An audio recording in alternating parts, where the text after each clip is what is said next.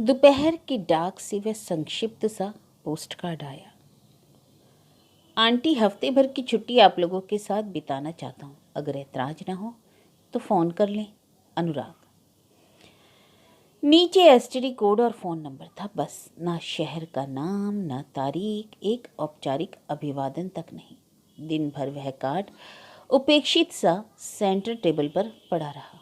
लड़कियां स्कूल से लौटी तो आते ही उनकी नज़र पड़ी। माँ, यह अनुराग कौन है? मीनल ने पूछा। जनाब आना चाहते हैं पर अपना पता ठिकाना नहीं दे सकते। अब इनके लिए हम एसटीडी के पैसे खर्च करेंगे। सोनल भुनभुनाई। तुमने फ़ोन किया था? नहीं, मैंने कहा पापा को आ जाने दो, तब सोचेंगे। शाम को बच्चों के पापा लौटे तो उन्होंने भी यही प्रश्न किया। यह अनुराग कौन है?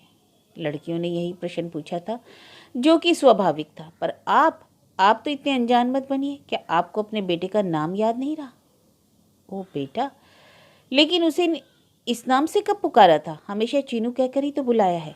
चीनू। इस नाम के लेते ही स्मृतियां छत्ते की सारी मधुमक्खियों की तरह मुझ पर टूट पड़ी। गोरा, चिट्टा, गदबदा चीनू मुझे देखते ही गले में झूल जाता। कभी टॉफ़ी के लिए मचलता, कभी पेंसिल के लिए, कभी कहानी की फरमाइश होती, कभी गीत की। उसके साथ अक्सर ही क्रिकेट खेलना पड़ता था। पार्क में, पिक्चर में, पिकनिक में वह सीमा आंटी की पूंछ बनकर ही घूमता था।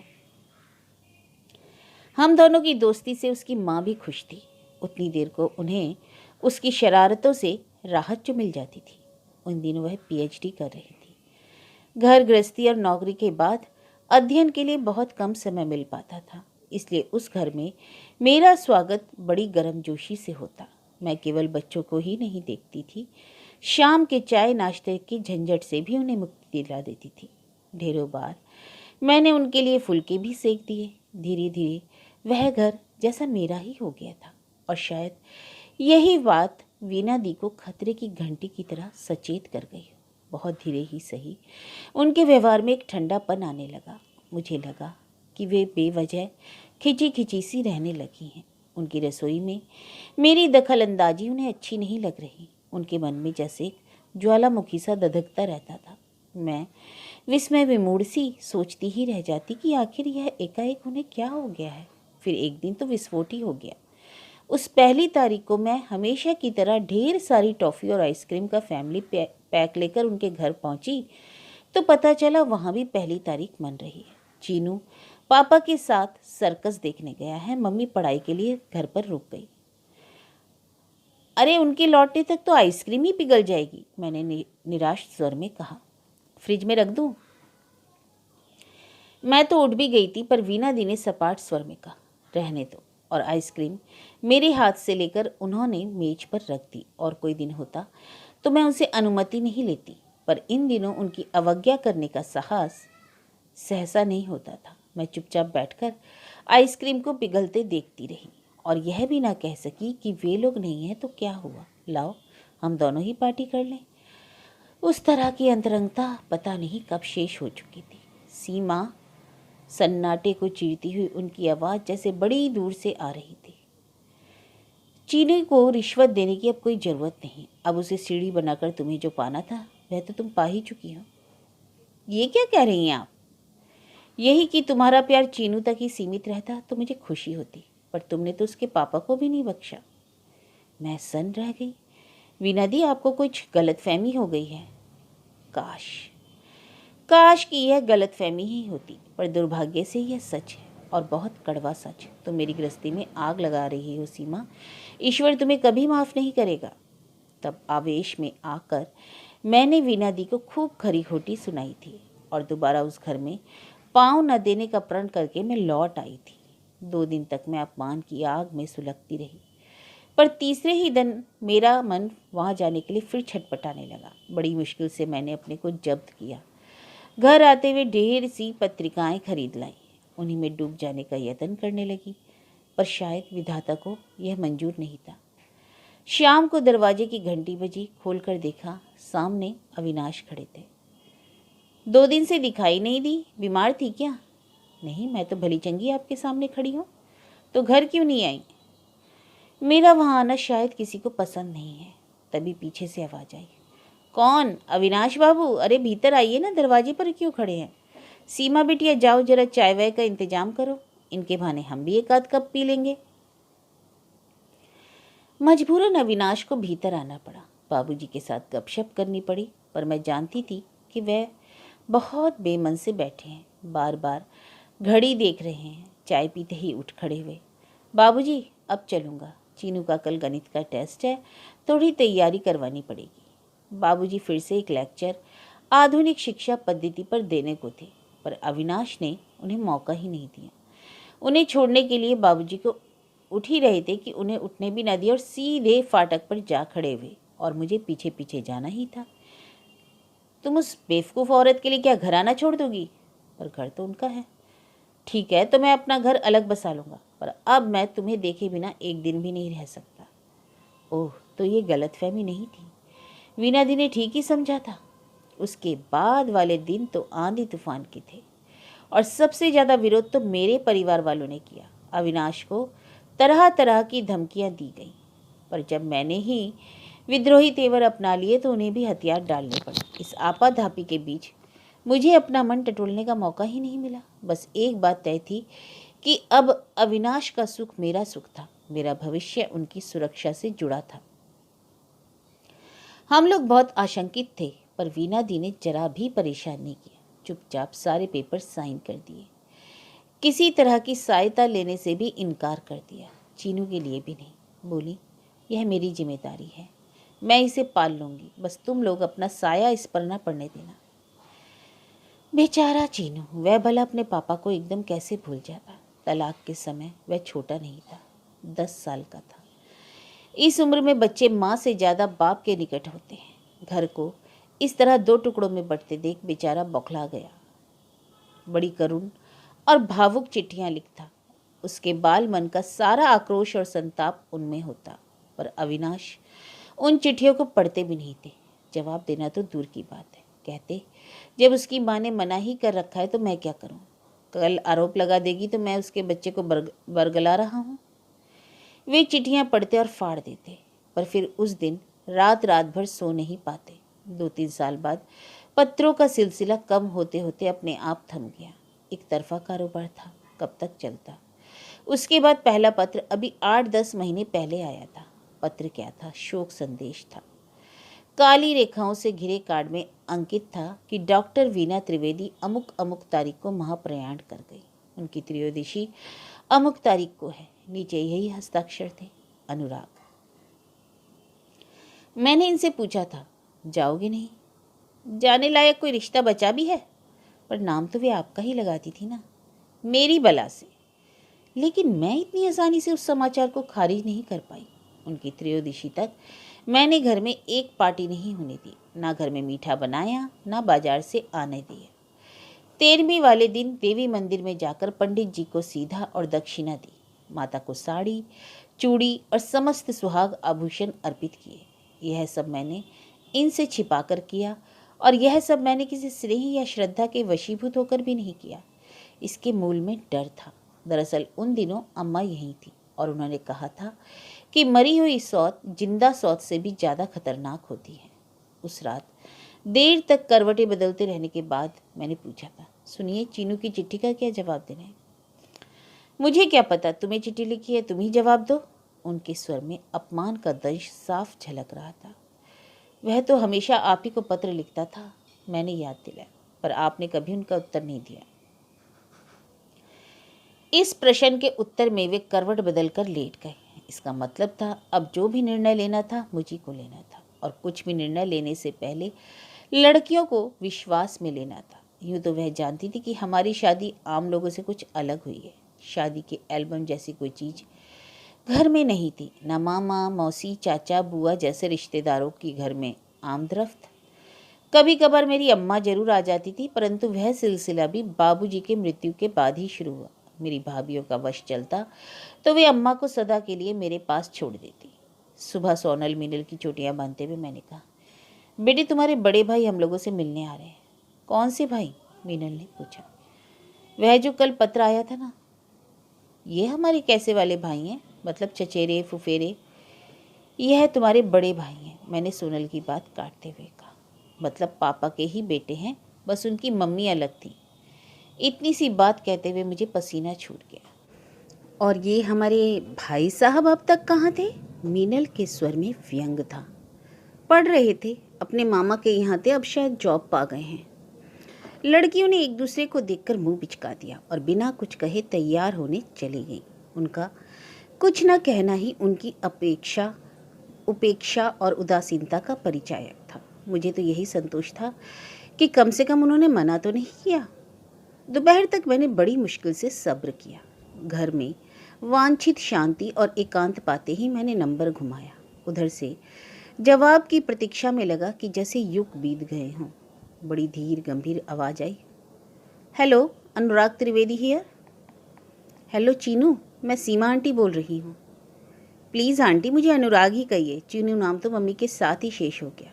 मुझे लगा जैसे वह कह रहा हो अपनी औकात में रहो। फ़ोन करने का पछतावा भी हुआ, पर अब पीछे लौटना व्यर्थ था। दबी सी आवाज़ में कहा, तुम्हारा कार्ड आया था। जी, कब आ रहे हो? Am I welcome? तभी तो फ़ोन किया है। थैंक यू, चलने से पहले फ़ोन करूँगा। उसके पापा इतने कायर निकलेंगे ऐसी कल्पना नहीं थी। टूर का बहाना बनाकर मज़े से खिसक गए। यह भी ना सोचा कि स्थिति का सामना मैं अकेले कैसे करूँगी। लड़कियों को रोकना चाहा तो वे भी राजी नहीं हुई। बोली, जब आ रहे हैं तो 2-4 दिन तो रहेंगे ही, उसके लिए स्कूल क्यों मिस करें, शाम को मिल लेंगे। फिर अकेले स्टेशन जाने की हिम्मत ही नहीं पड़ी। उसे पहचानने का कोई उपाय भी नहीं था। यही सोचकर संतोष कर लिया कि जवान लड़का है, जिस तरह उसने हमारा पता ढूंढ लिया था घर भी ढूंढ लेगा। मन में 100 आशंकाओं के तूफान लेकर बरामदे में बैठी रही। हर 5 मिनट पर इंक्वायरी में फ़ोन लगा रही थी। गाड़ी राइट टाइम थी, पर मैं मना रही थी कि घंटा आध घंटा लेट ही हो जाए तो अच्छा है। उससे मुलाकात का क्षण जैसे जैसे निकट आता जा रहा था, मेरा मन डूबा जा रहा था। आखिर वह क्षण आ ही गया। तेजी से एक ऑटो गेट के भीतर प्रविष्ट हुआ और मैं हड़बड़ाकर आशीर्वाद की मुद्रा में उठ खड़ी हुई। Hello aunty. एक कदावर नौजवान मुझे विश कर रहा था। मैं देखती ही रह गई। हू बहू अविनाश की प्रतिमा थी। रंग जरूर अपनी माँ की तरह गोरा चिट्टा था, पर उसके नैन नक्श अपने पापा के ही लिए थे।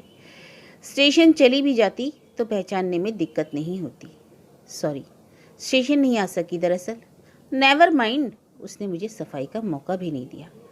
अरे हम तो दुनिया घूमे हैं, भोपाल क्या चीज़ है, बस अब यह बताइए कि अपना यह कबाड़ कहाँ रख दूँ। और उसने सामान की ओर इशारा किया।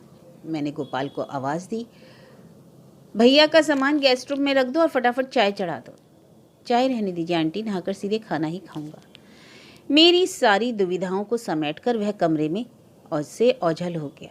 नाश्ते के लिए 2 दिन लगकर मैंने ढेर सारी चीज़ें बनाई थी। वे शाम तक के लिए मुलतवी कर दी। खाना भी मैंने बड़े मनयोग से बनाया था।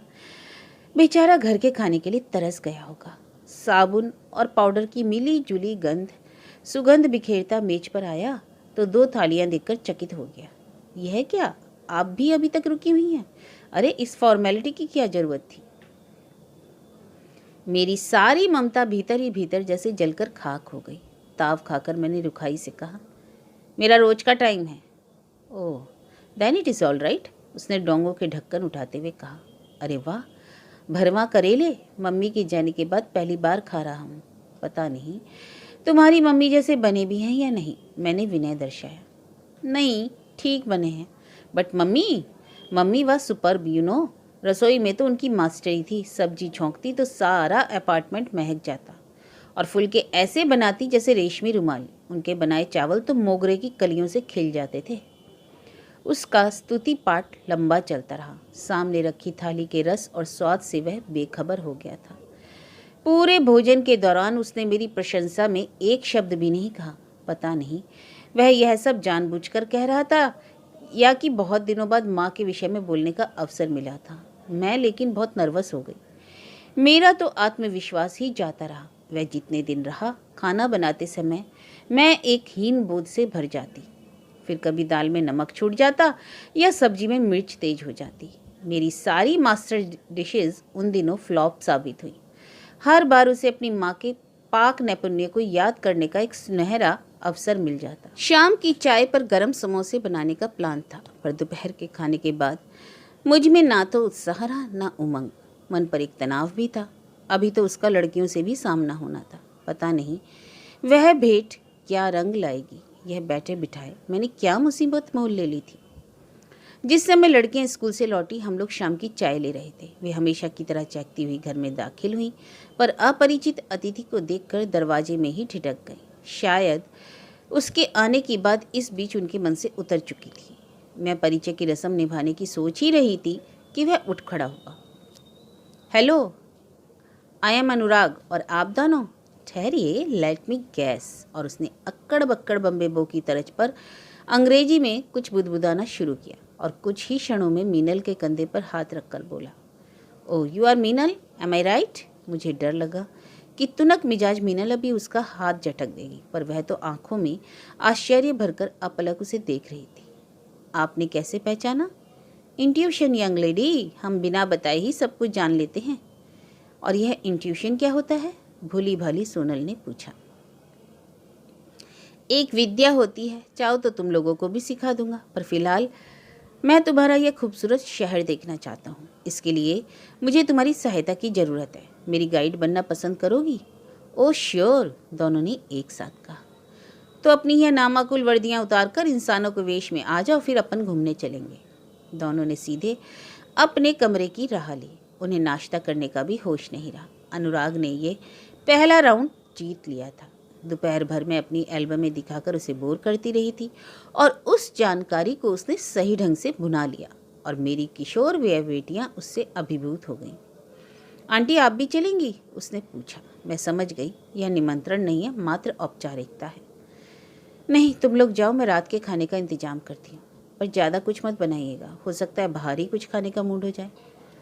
ठीक है, तो गाड़ी ले जाओ, मैंने स्टैंड से चाबी उतारते हुए कहा। नो थैंक्स, मैं दूसरों की गाड़ी नहीं चलाता, हम लोग ऑटो ले लेंगे। मैंने कहना चाहा कि यह दूसरों की गाड़ी नहीं है, पर उसने जिस रुखाई से इनकार किया था, मनोहार की कोई गुंजाइश ही नहीं थी। लौट कर तीनों में से किसी ने भी खाना नहीं खाया। जब मैं खाना खा रही थी तो पास बैठकर अपने सैर सपाटे का वर्णन सुनाते रहे। खाने के बाद बच्चों ने मुझे अपने अपने उपहार दिखाए। मीनल के लिए जापानी कैमरा और सोनेल के लिए जर्मनी केसियो। दोनों एक अरसे से इन चीज़ों के लिए ललायित थी। इस बार दोनों के जन्मदिन पर मैंने यही उपहार देने का प्लान बनाया था, पर मेरी योजना धरी की धरी रह गई। बहनों को तो बस एक ही काम होता है, भाइयों को लूटना। मैंने अपनी नाराज़ी छिपाने का जरा भी प्रयास नहीं किया। इसमें लूटने वाली क्या बात है आंटी, यह तो उनका हक है, यह तो मैं ही खाली हाथ चला आया, सो इसलिए इन लोगों की पसंद नापसंद, शौक और चॉइस के बारे में कुछ नहीं जानता था। सोनल बोली, पता है मम्मी, जब हम जूस पी रहे थे तो भैया ने हमसे पूछा कि अगर अभी सांता क्लॉज तुम्हारे सामने आकर खड़ा हो जाए तो तुम क्या मांगोगी? हाँ, और इस बेवकूफ़ लड़की ने अपनी ख्वाहिश बता दी होगी और भैया उन लोगों के लिए सांता क्लॉज बन गया होगा। और इस तरह यह दूसरा राउंड भी अनुराग ने बड़ी आसानी से जीत लिया। मेरी समझ में नहीं आ रहा था कि मुझे इस बात पर खुश होना चाहिए कि बुरा मनाना चाहिए। दूसरे दिन पिक्चर का प्रोग्राम बना। अत्यंत कृपावंत होकर मुझे भी शामिल कर लिया गया, पर हॉल में मैं अलग थलग ही बैठी रही। तीनों आपस में ही बतियाते रहे। कभी नायिका के भौंडे कपड़ों को ही मजाक बनाते, कभी नायक के भावहीन चेहरे पर फब्तियाँ कसते, तो कभी बेतुके गानों की पैरोडी बनाते। फिल्म वाकई बकवास थी, पर उसके लिए पैसे खर्च किए गए थे। अपने ना सही, दूसरों के पैसों पर तो तरस खाना चाहिए था। इंटरवल में मैं सिर दर्द का बहाना बनाकर उठ खड़ी हुई तो तीनों मेरे साथ हो लिए। बहुत ही बकवास फिल्म थी, मैंने कहा। मस्ती मारनी हो तो आंटी ऐसी ही फिल्म देखनी चाहिए। अच्छी फिल्में तो घर में वीडियो पर अकेले में देखने के लिए ही होती हैं। लड़कियों ने प्रशंसा भरी नज़रों से उसकी ओर देखा, मानो उसके मुंह से फूल झर रहे हों। मैं तो हैरान थी, ये लड़कियां उससे इस कदर प्रभावित क्यों हैं? कहीं यह लड़का सम्मोहिनी विद्या तो नहीं जानता? मुझे तो डर सा लगने लगा। बाद में ठंडे दिमाग से सोचने पर समझ में आया कि इसमें आश्चर्य करने जैसा क्या है। उन बेचारियों ने पहली बार पिता के अलावा किसी अन्य पुरुष को इतने निकट से देखा है। आकर्षण तो स्वाभाविक ही है, और फिर उसके पास आकर्षक व्यक्तित्व है, लच्छेदार बातें हैं, देश विदेश का अनुभव है, और लड़कियों पर धाक जमाने के लिए इतना काफ़ी है। फिर खून की कशिश भी तो कोई चीज़ होती है। 2 दिन बाद पिताश्री टूर से लौटे। बाप बेटे के इस ऐतिहासिक मिलन को मैं उत्सुकता से प्रतीक्षा कर रही थी। अपनी कल्पना में उस क्षण को मैं कई बार कई तरह से देख चुकी थी, परंतु प्रत्यक्ष में वह कार्यक्रम बड़ा ही फुसफुसा सा रहा। मीनल और अनुराग लॉन में बैडमिंटन खेल रहे थे। मैं और सोनल प्रेक्षक की भूमिका निभा रहे थे। तभी साहब बहादुर की जीप गेट के भीतर प्रविष्ट हुई। थोड़ी देर को खेल रुक गया। मैं सांस रोककर अगले क्षण की प्रतीक्षा करती रही। पापा उतरे, अपने जवान बेटे को देखा और ठगे से खड़े रह गए। थोड़ी देर को तो वह पलक झपकाना ही भूल गए। फिर अनुराग ने ही पहल की, हेलो सर। फिर उसने हाथ आगे बढ़ाते हुए कहा, सफ़र कैसा रहा? Fine thank you. इनकी आवाज़ गले में फंसती सी लगी। आप थोड़ा रिलैक्स हो लें, तब तक हम यह सेट पूरा करके आते हैं बस। बाद में मुझे भान हुआ कि उसने इन्हें प्रणाम नहीं किया था, बस हाथ भर मिलाया था। प्रणाम तो खैर उसने मुझे भी नहीं किया था, पर मैंने उसकी अपेक्षा भी नहीं की थी। पर पिता के चरण स्पर्श तो कर ही सकता था। इस तरह उनकी अवमानना करके वह क्या सिद्ध करना चाहता था? अपना रोष या अपनी आधुनिकता? बुरा तो इन्हें भी जरूर लगा होगा, पर इन्होंने अपने आप को जाहिर नहीं होने दिया। बेटे से तो खैर अभी परिचय का सूत्रपात ही नहीं हुआ था, पर बेटियां भी उनसे दूर छिटक गई थी। कहा तो पापा के लौटते ही उनसे झूल जाती थी, अपनी फरमाइशों की शिकायतों का पुलिंदा खोलकर बैठ जाती, पर आज उन्हें भी फुर्सत नहीं थी। बस हाय पापा का स्वागत वाक्य बोलकर भैया के साथ व्यस्त हो गई थी। खाने की मेज पर मैंने देखा कि ये अतृप्त नज़रों से बेटे को निहार रहे हैं। कुछ कहने को उनके होठ फड़फड़ा रहे थे, पर शब्द थे कि जैसे जम गए हों। और वह इस सारी कश्मकश से बेखबर बहनों को चुटकुले सुना रहा था, पहेलियां बूझ रहा था। तीनों का एक अलग गुट सा बन गया था। हालांकि उन लोगों की उम्र में 12-14 साल का अंतर था, पर वह जैसे बेमानी हो गया था। वह अपनी उम्र से 4-5 सीढ़ियां नीचे उतर आया था, और लड़कियां भी अपना लड़कपन छोड़कर एकदम प्रगल्भ हो गई थी। उन तीनों में गहरी छन रही थी। मुझे अच्छा भी लग रहा था, पर हम दोनों को उसने जिस तरह हाशिए पर कर दिया था, यह बेहद खल रहा था। खाने की मेज पर वही तिकड़ी चहकती रही। हम बस श्रोता बनकर रह जाते। शाम के सैर सपाटे में तो हमारी भागीदारी थी ही नहीं। पिक्चर का कटु अनुभव मेरे पास था, इसलिए पिक्चर जाने का सवाल ही नहीं था। 1-2 बार पिकनिक का प्रोग्राम बनाया, उसने मना नहीं किया, पर खास एंजॉय भी नहीं किया। पूरे समय बंधा बंधा सा बैठा रहा। और तो और लड़कियां भी गुमसुम हो गई। लगा कि व्यर्थ इतनी दौड़ धूप की। हम लोगों ने कुछ परिचित को अपने यहाँ आमंत्रित किया। कुछ लोगों के यहाँ हम उसे ले गए, पर हर बार उसकी जबान पर जैसे ताला पड़ जाता। उसके ठहाके कहीं गुम हो जाते। 1-2 बार मैंने कुरेदा तो बोला, क्या करूँ आंटी, अजनबियों के सामने खुल ही नहीं पाता। हर किसी से मेरी वेवलेंथ नहीं मिलती। जिसके साथ ट्यूनिंग नहीं होती उससे दोस्ती भी नहीं होती। तो हम लोग किस कैटेगरी में आते हैं? उत्तर में वह केवल मुस्कुरा दिया। 1 हफ्ता। हाँ, उसे कुल जमा 1 हफ्ता ही तो यहाँ रहना था। जब आने वाला था तो यही 1 हफ्ता मन पर भार सा था। लगता था कि इस मुफट लड़के को 8 दिन तक कैसे झेल पाऊंगी, अपनी बेटियों के साथ तो उसका तालमेल कैसे बिठा पाऊंगी। पर 8 दिन फुर से उड़ गए और मुझे पता ही ना चला। उसके जाने से 1 दिन पहले की बात है। घर में हम दोनों अकेले थे। मैंने बात छेड़ी, अनुराग तुम्हारी उम्र क्या होगी? 26। क्यों? शादी के बारे में क्या सोचा है? शादी? हाँ, कई लोग पूछ रहे थे। तुम तो जानते हो, शादी लायक लड़का देखते ही रिश्ते ऐसे बरस पड़ते हैं जैसे गुड़ पर मक्खियाँ। और तुम जैसे हीरा दामाद पाने का तो हर कोई तरसता ही है। Thanks for the complement aunty, पर मुझे लगता है इन लोगों को निराश होना पड़ेगा। क्यों, कहीं तय कर रखा है क्या? नहीं, शादी करने का ख्याल तो कभी आया ही नहीं, शायद भविष्य में भी नहीं आएगा। I have lost faith in this institution. क्यों? कारण अब आप अच्छी तरह से जानती हैं। मन पर एक करारा सा झटका लगा। फिर भी अपने को संयत कर मैंने कहा, एक ही कारण सबके लिए लागू नहीं होता अनुराग। हर बात को इस तरह जनरलाइज नहीं करते। परिस्थितियां हर एक के साथ अलग भी हो सकती हैं। वैसे भी इन बातों को समझने या इस तरह के निर्णय लेने के लिहाज से तुम बहुत छोटे हो। पर मैं बेटा तो उन्हीं का हूँ ना। मुझ में भी तो वही जीन्स हैं। इस बात की क्या गारंटी है कि शादी करूँगा तो आखिर तक निभा ले जाऊँगा? फिर व्यर्थ में किसी को दुख क्यों दूँ? उसने जो भी कहा अपने पिता के लिए कहा। उसका सारा आक्रोश पिता के लिए था। मुझ पर उसने कोई आरोप, कोई लांछन नहीं लगाया और फिर भी मैं शर्म से गड़ गई। अपमान से मेरे आंसू निकल आए। वह अपनी जगह से उठकर मेरे पास आ गया। सॉरी आंटी, आपको हर्ट करने का मेरा इरादा नहीं था, पर मैंने अपनी माँ को तिल तिल कर मरते देखा है। बाप के होते हुए भी मैंने एक अनाथ बचपन गुजारा है और मैं उस इतिहास को दोहराना नहीं चाहता। मुझे अविनाश पर दया हुआ ही। बेचारे किस ललक से दोस्तों के बीच बेटे की नुमाइश कर रहे थे। उसकी बारात पे दूल्हे के बाप की ठसक से जाने का सपना देख रहे थे और बेटे ने उनके सारे अरमानों की धज्जियां उड़ा दी थी। जब इसके मन में इतनी कटुता, इतना रोष था, तो यहाँ आने की जरूरत क्या थी? बरसों से टूटी हुई कड़ियों को फिर से जोड़ने का प्रयोजन क्या था? मैंने सोचा था कि माँ की मृत्यु से उसके जीवन में एक शून्य भर गया होगा। घर की ममता भरी छाँव के लिए वह तरस गया होगा। इसलिए स्नेह की उष्मा से भरकर मैंने उसका स्वागत किया था। मैं उसे अपने आंचल में भर लेने को भी उद्यत थी, पर वह हर बार छिटक कर इस तरह दूर खड़ा हो जाता कि मन पर एक चोट सी लगती थी।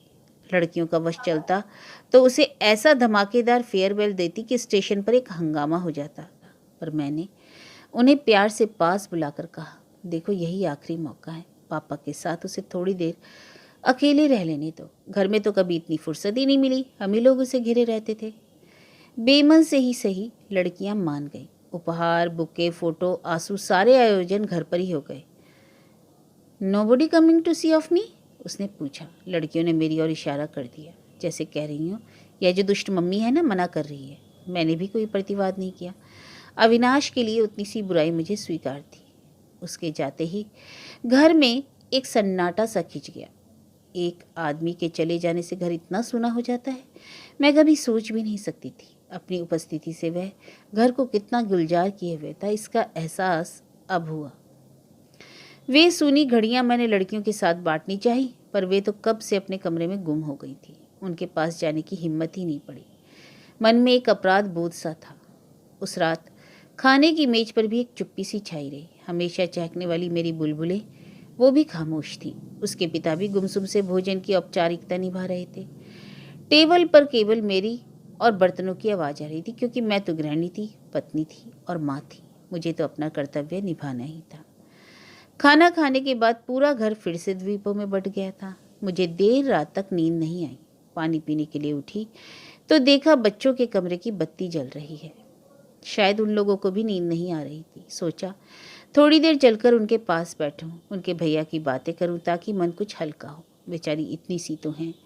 जीवन में पहली बार किसी का इतना निकट सामीप्य मिला था। पहली बार किसी अपने के बिछड़ने का दर्द झेला था। मैंने धीरे से कमरे में प्रवेश किया। दोनों जाग रही थी और बीच वाली मेज पर अच्छी खासी फोटो प्रदर्शनी लगी हुई थी। ये कहाँ की फोटो है? भैया के साथ खींची थी ना? मैंने पास बैठकर मुआयना किया। सचमुच बड़ी सुंदर तस्वीरें थी, पर उन ढेर सी तस्वीरें में हम दोनों की एक भी नहीं थी। मन में एक टीस सी उठी। भैया कितने क्यूट लग रहे हैं ना? भैया is so handsome, he is so smart. भैया का प्रशस्तिगान जैसे रुकना ही नहीं चाहता था कि एकाएक सोनल ने पूछ ही लिया, मम्मी, बड़ी मम्मी बहुत फेयर थी ना? हाँ, क्यों? तभी तो भैया का रंग भी एकदम साफ है। बच्चे अपनी मम्मी पापा से ही तो इनहेरिट करते हैं। काश मम्मी आप भी इतनी फेयर होती। मीनल एकदम बोल पड़ी। किसी जमाने में छत्रपति शिवाजी ने यही बात एक अद्वितीय सुंदरी से कही थी कि काश मेरी माँ भी आपकी तरह सुंदर होती। शिवाजी का यह वाक्य इतिहास बन गया, पर मीनल का यह वाक्य मेरा उपहास कर रहा था। अपने सांवले रंग को लेकर मैंने कभी शर्म महसूस नहीं की। कॉलेज में तो मुझे कृष्ण कली का लुभावना खिताब मिला हुआ था। अपने बच्चों में भी मैंने किसी तरह का कॉम्प्लेक्स पनपने नहीं दिया, पर अनुराग का दमकता रंग उनमें एक हीन बोध भर गया था। इसे दूर करने में मुझे पता नहीं कितने दिन लग जाएंगे। इस नाजुक उम्र में हर बात बच्चों के मन में गहरे बैठ जाती है। मम्मी, क्या आप बड़ी मम्मी को जानती थी? हाँ, हम लोग एक ही कॉलोनी में रहते थे। आपने जब पापा से शादी की तब क्या वे जिंदा थी? मैं अवाक। मीनल यह सब क्यों पूछ रही है? वो क्या है ना मम्मी, कि हमारी क्लास में कविता है, उसकी एक दीदी भी है सविता। जब सविता दीदी की मम्मी की डेथ हो गई थी ना, तब उसके डैडी ने कविता की मम्मी से शादी की। लेकिन भैया बता रहे थे। भैया क्या यही सब बताने के लिए यहाँ आए थे? मुझे सचमुच ताव आ गया। सामने होता तो मैं अनुराग का मुंह नोच लेती, लेकिन उसकी दोनों बहनें परोक्ष में भी उसकी आलोचना सुनने को तैयार नहीं थी। क्या बात करती हो मम्मी? भैया बेचारे तो हम लोगों से मिलने आए थे। उन्होंने ऑस्ट्रेलिया में नया जॉब ले लिया है ना। जाने से पहले सारे रिश्तेदारों से मिलने जाएंगे। पूरे 2 महीने का टूर प्रोग्राम है। और मैं समझ रही थी कि कुल जमा 8 दिन की छुट्टी लेकर वह हमसे मिलने आए हैं। मन खट्टा हो गया। ऑस्ट्रेलिया वाली खबर से भी मन आहत हुआ। इतनी बड़ी बात उसने इन टुइयों सी लड़कियों को बता दी और हमसे जिक्र तक नहीं किया। और मम्मी, उन्होंने अपने से हमें कुछ नहीं बताया। सोनल अब भी उसकी सफाई दिए जा रही थी। मीनल ने पूछा कि आप मम्मी को आंटी क्यों कहते हो? तब उन्होंने बताया कि पुरानी आदत है, आसानी से छूटती नहीं है। मुझे बहुत ताव आया। जनाब पुरानी आदत की बात कर रहे हैं? हमें तो बड़े साफ शब्दों में समझा दिया कि चीनू ना कहा करें। बेचारे अविनाश, उन्होंने एक दिन भी उसे नाम लेकर नहीं पुकारा। अनुराग जबान पर चढ़ता नहीं था और चीनू कहते डर लगता था। क्या पता सबके सामने ही टोक दे। मम्मी, आपने यह अच्छा नहीं किया, मीनल धीर गंभीर आवाज में कह रही थी। क्या अच्छा नहीं किया? आपने उनसे पापा को छीन लिया। मैं सन्न रह गई। अपने ही बच्चे कभी इस तरह कटघरे में खड़ा कर देंगे? सोचा भी नहीं था। इसके बाद तो वहाँ बैठना असंभव ही था। किसी तरह अपनी रुलाई रोककर मैं कमरे में चली आई। सुना आपने, आपका लाडला बच्चों के मन में कैसा जहर बो गया है? कमरे में जाते ही मैंने गुहार की, पर उस गुहार की, उस शिकायत की कोई प्रतिक्रिया नहीं हुई। कमरा खाली था। मैं इन्हें अच्छा भला सोता छोड़ गई थी। मैं इसलिए उठ गई थी कि मेरे बार बार करवटें बदलने से इनकी नींद ना उचट जाए। अब लग रहा था कि शायद मेरे लिए ही दम साधे पड़े होंगे। यह लड़का तो पूरे घर की नींद ही चुरा कर ले गया। सोचा शायद हॉल में होंगे। हेडफोन लगाकर देर रात तक टीवी देखने की उनकी आदत है। पर वे हॉल में भी नहीं थे। स्टडी रूम में भी झांका। कई बार रात रात जागकर फाइलें निपटाते रहते हैं, पर मेज बिल्कुल खाली थी। कहीं छत पर तो नहीं चले गए, कहीं ठंड खा गए तो 8 दिन तक खांसते रहेंगे। तेज तेज कदमों से मैं 2-4 सीढ़ियाँ चढ़ भी गई। फिर एक विचार मन में कौन था। दबे पांव नीचे उतरकर मैंने गेस्ट रूम में झांका तो मेरा अंदाजा बिल्कुल सही था। वह पलंग पर अधलेटे से निस्पंद बैठे थे। यहाँ क्या कर रहे हैं? मैंने पूछा, पर अपना ही प्रश्न मुझे बड़ा बेतुका सा लगा। तुम वहाँ अपनी बेटियों के पास थी। मैंने सोचा मैं भी थोड़ी देर अपने बेटे के पास बैठ लूँ। उन्होंने सूखी सी हंसी के साथ कहा, कल तुम इस कमरे की सफाई करवा दोगी, शायद ये चादरें, ये गिलाफ भी धुलवा दोगी। इसलिए सोचा कि उसकी सांसों की थोड़ी सी महक अपनी सांसों में बसा लूँ, उसके स्पर्श का जरा सा एहसास पालूँ। वे एकदम भावुक हुए जा रहे थे और मेरी रुलाई छूट रही थी। मैंने उठकर बत्ती जला दी। नीम अंधेरे का जो तिलिस्म था टूट गया। वह अपने में लौट आए। फिर हसरत भरी आवाज में बोले, कितना अच्छा लगता है घर में एक जवान बेटे का होना। कितना सुकून, कितना विश्वास और कितनी आश्वस्ति देता है। वह था तो घर कैसा भरा भरा लगता था। अब चला गया तो लगता है सारी रौनक अपने साथ समेट कर ले गया। मैं चुपचाप बैठी उनका एकालाप सुनती रही और करती भी क्या। बस एक ही मलाल रह गया। उन्होंने कहा, इतने दिन रहा पर घड़ी भर भी पास आकर नहीं बैठा, मुझसे खुलकर 2 बातें भी नहीं की। कितना कुछ कहने सुनने को था, सब मन में ही रह गया।